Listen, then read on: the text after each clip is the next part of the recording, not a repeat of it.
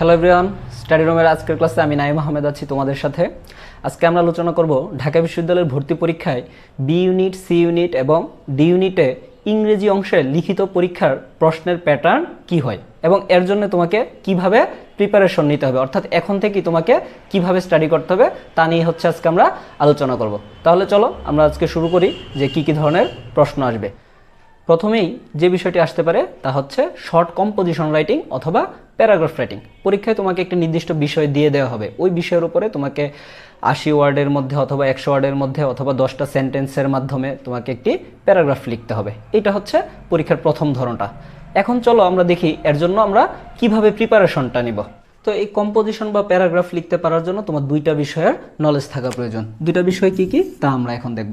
একটা হচ্ছে word meaning জানতে হবে, তোমাকে কি জানতে হবে? ওয়ার্ড মিনিং, অর্থাৎ তুমি যত বেশি ভোকাবুলারি জানবে তত বেশি লিখতে পারবে, এটা একটা বিষয়। তো এখন দেখা যাচ্ছে যে শুধু ওয়ার্ড মিনিং জানলেই তুমি লিখতে পারতেছো না, তার সাথে সাথে তোমার আরেকটা বিষয় প্রয়োজন, তা হচ্ছে সেন্টেন্সের স্ট্রাকচার জানতে হবে, অর্থাৎ ইংলিশ ল্যাঙ্গুয়েজে কিভাবে একটা সেন্টেন্স দাঁড় করাতে হয়, সেন্টেন্সের স্ট্রাকচারটা কেমন হয় সেটাও তোমাকে জানতে হবে। তাহলে তুমি কি করতে পারবে, এই ওয়ার্ড মিনিংয়ের নলেজটাকে কাজে লাগিয়ে তুমি একটা ইংলিশের সেন্টেন্স তৈরি করতে পারবে। তখন তোমাকে যে বিষয়টাতে লিখতে দেওয়া হোক না কেন তুমি অনেক বেশি পরিমাণ লিখতে পারবে, বরঞ্চ তোমার লেখাটা অনেক ইনফরমেটিভ হবে, অর্থাৎ তোমার একটা কোয়ালিটিফুল লেখা কিন্তু পরীক্ষায় তুমি প্রোভাইড করতে পারবে। এইটা হচ্ছে একটা গুরুত্বপূর্ণ বিষয়। তার মানে এখন কথা হলো আমি ওয়ার্ড মিনিং কোথা থেকে শিখবো বা সেন্টেন্স স্ট্রাকচারটা আমি কিভাবে শিখবো।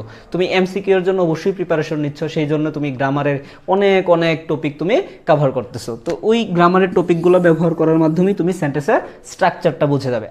তো এখন কথা হচ্ছে আমি ওয়ার্ড মিনিং কোথা থেকে শিখবো। ইংলিশ ল্যাঙ্গুয়েজে তো অনেক অনেক ওয়ার্ড আছে, এত ওয়ার্ড আমি এখন কিভাবে শিখবো বা পরীক্ষায় গিয়ে এটা কিভাবে অ্যাপ্লাই করব, তো এই জিনিসটা খুবই টাফ হয়ে যাবে। তো এই ক্ষেত্রে আমার সাজেশনটা হচ্ছে তোমার ইংলিশ ফার্স্ট পেপার যে টেক্সট বুকটা ছিল এইচএসসিতে, সেই টেক্সট বুক থেকে তুমি গুরুত্বপূর্ণ কতগুলা প্যাসেজ আইডেন্টিফাই করো, যে প্যাসেজগুলো থেকে কোনো একটা কম্পোজিশন অথবা প্যারাগ্রাফ আসতে পারে পরীক্ষায়। কীরকম, যেমন গত বছর ঢাকা বিশ্ববিদ্যালয়ের ভর্তি পরীক্ষায় বি ইউনিটে প্রশ্ন এসেছিল প্যারাগ্রাফ লেখার জন্য the importance of 7th March speech. তো এটা তোমার কিন্তু এইচএসসির যে ফার্স্ট পেপার বইটা আছে ওইখানেই কিন্তু ছিল। তো ধরো এই বছর পরীক্ষায় আসলো ডায়াসপোরা, কি আসলো?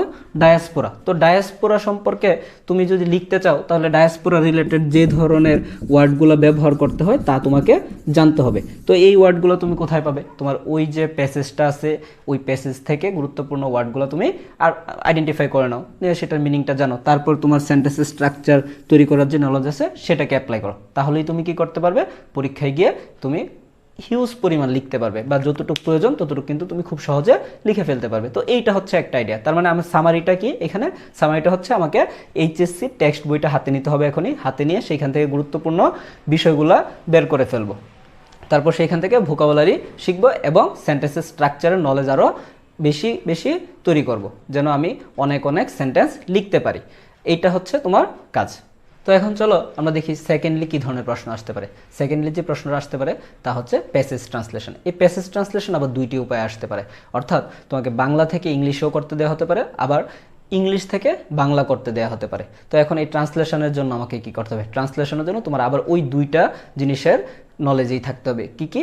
আমরা যে ওই যে তখন বলেছিলাম যে ওয়ার্ড মিনিং জানতে হবে প্রচুর পরিমাণ, আর সেন্টেন্সের স্ট্রাকচার সম্পর্কে আইডিয়া থাকতে হবে। যখন তোমার ওই ওয়ার্ড মিনিং জানা থাকবে আর হচ্ছে সেন্টেন্সের স্ট্রাকচার সম্পর্কে ধারণা থাকবে, তখন তুমি এমনি ট্রান্সলেটগুলো করতে পারবে।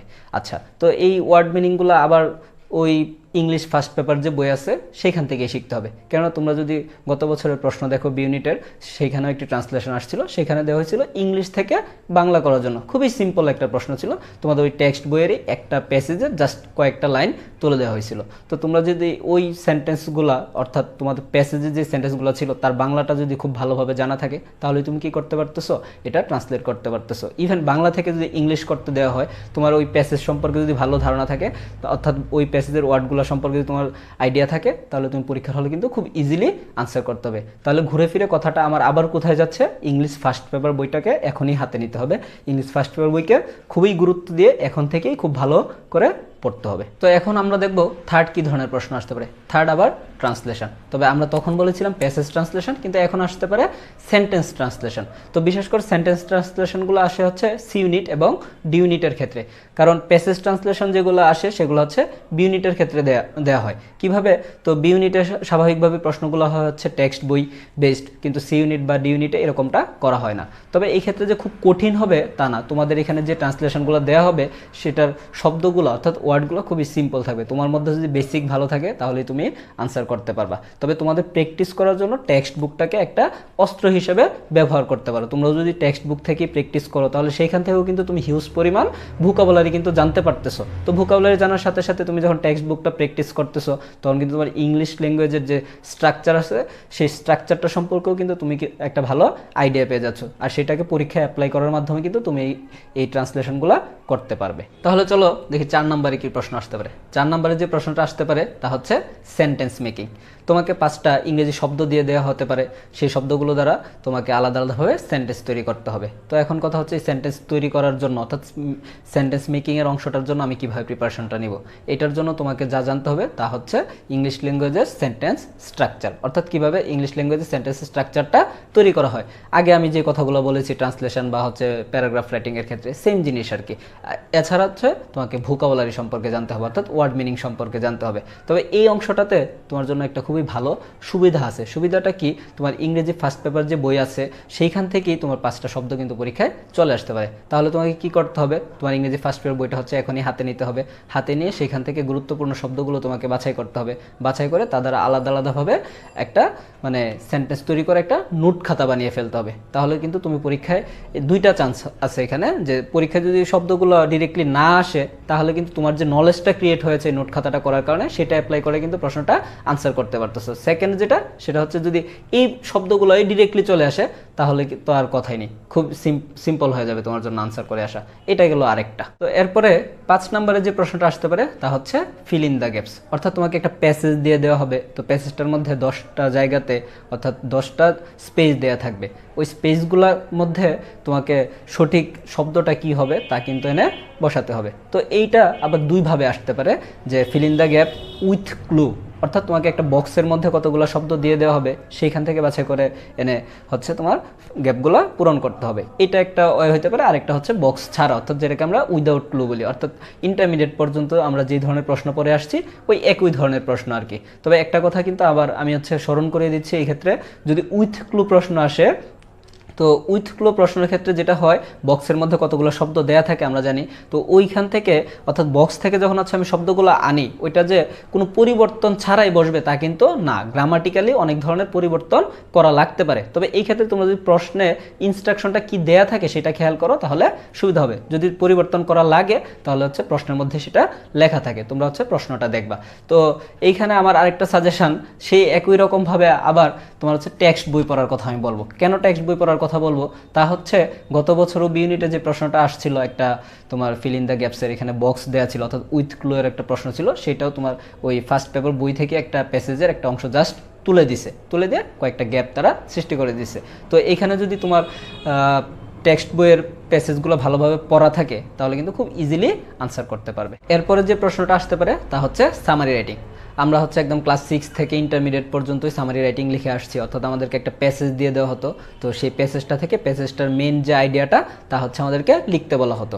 তো আমরা এই ক্ষেত্রে একটা ভুল কাজ করতাম অনেকেই। সেই কাজটা কি, যে ধরো প্যাসেজটা ছিল আমার 10টা সেন্টেন্সের বা 12 সেন্টেন্সের, আমরা সামারি লিখতাম, গিয়ে সামারি হয়ে যেত আমাদের এর চাইতে আরও বড়। কিন্তু সামারি মানে কিন্তু হচ্ছে মেইন আইডিয়াটা যত কম কথায় লেখা যায়, অর্থাৎ যত কম ওয়ার্ড বা সেন্টেন্স তুমি ব্যবহার করে লিখবে তোমার লেখা কিন্তু তত বেশি কোয়ালিটিফুল হবে। তবে এই ক্ষেত্রে আমার মনে হয় তোমাদের যে সামারিটা অর্থাৎ সামারি যদি আসে তাহলে ওই মেইন বইয়ের যে প্যাসেজ ছিল তাই কিন্তু দিয়ে দেওয়ার চান্স আছে। তো সামারির ঠিক উল্টো আরেকটা বিষয় কিন্তু পরীক্ষায় আসতে পারে, সেটা হচ্ছে এক্সপ্লেনেশন। এক্সপ্লেনেশন মানে কি, তোমাকে ধরো একটা সেন্টেন্স দেওয়া হবে, ধরো তোমার যে এইচএসসির যে টেক্সট বই ছিল সেখানে কিন্তু অনেক পোয়েম ছিল অর্থাৎ কবিতা ছিল, সেই কবিতাগুলো থেকে একটা লাইন তুলে দেওয়া হলো। তো ওই একটা লাইনের মানেটা কি তা হচ্ছে তুমি আরও বিস্তারিত লিখবা, এটা হচ্ছে কি এক্সপ্লেনেশন। যেমনটা হচ্ছে আমরা ভাব সম্প্রসারণ লিখতাম ছোটোবেলা, ভাব সম্প্রসারণ আমরা কি করছি যে এক বাক্যের কথাটাকে আমরা আরও বড় করেছি। তো এইভাবেও কিন্তু তোমার একটা প্রশ্ন আসতে পারে।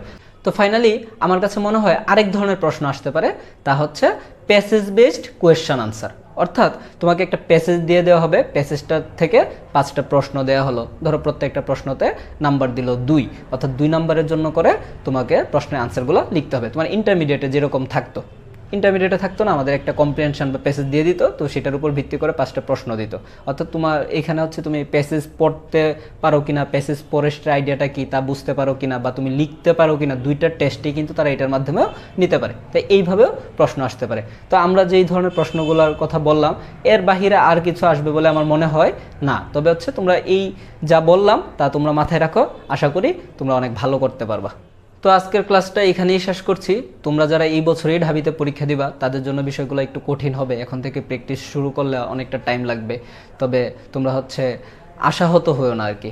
আমার কাছে মনে হয় এখন থেকেও যদি তোমরা এই প্র্যাকটিসগুলো চালিয়ে যাও তাহলে অবশ্যই ভালো করতে পারবে। আর যারা এবছর এইচএসসি ফার্স্ট ইয়ার অথবা সেকেন্ড ইয়ারে পড়তেছো তারা অবশ্যই বুঝতে পেরে গেছো যে টেক্সট বইয়ের ইম্পর্টেন্সটা কতটুকু। তো তোমাদের কাছে আমার এখনই একটা সাজেশন থাকলো, তা হচ্ছে তোমরা কোনো কিছু মুখস্থ করো না। তোমাদেরকে যে প্যারাগ্রাফ, কম্পোজিশন বা লেটার, অ্যাপ্লিকেশন, রিপোর্ট রাইটিং এগুলো যে শিখতে দেওয়া হয়, এগুলো তোমরা মুখস্থ না করে তোমরা একটা বই থেকে জাস্ট আইডিয়া নাও। আইডিয়াটা নিয়ে তারপর নিজেই হচ্ছে এটা লিখো। তাহলে যে কাজটা হবে, তুমি অনেক ভোকাবুলারি জানতে পারবা। তাছাড়া হচ্ছে ইংলিশের সেন্টেন্স মেকিংয়ের স্ট্রাকচারও তোমার অনেক ডেভেলপড হয়ে যাবে। তাহলে তুমি যখন ভর্তি পরীক্ষা দিতে যাবা তখন কিন্তু তোমার এতটা কষ্ট হবে না। এটা হচ্ছে আমার একটা খুবই গুরুত্বপূর্ণ সাজেশন। তো তোমাদের কাছে যদি মনে হয় আমার ক্লাসগুলো তোমাদের জন্য ইফেক্টিভ হবে তাহলে অবশ্যই আমার চ্যানেলটি সাবস্ক্রাইব করে রাখবে যেন পরবর্তী ক্লাসের আপডেট পেয়ে যাও। তাছাড়া ফেসবুকে আমাদের একটি গ্রুপ আছে, চাইলে তোমরা সেই গ্রুপে অ্যাড হয়ে যেতে পারো। গ্রুপের লিঙ্কটি ডেসক্রিপশন বক্সে দিয়ে দেওয়া হলো। খুব শীঘ্রই দেখা হবে। ধন্যবাদ।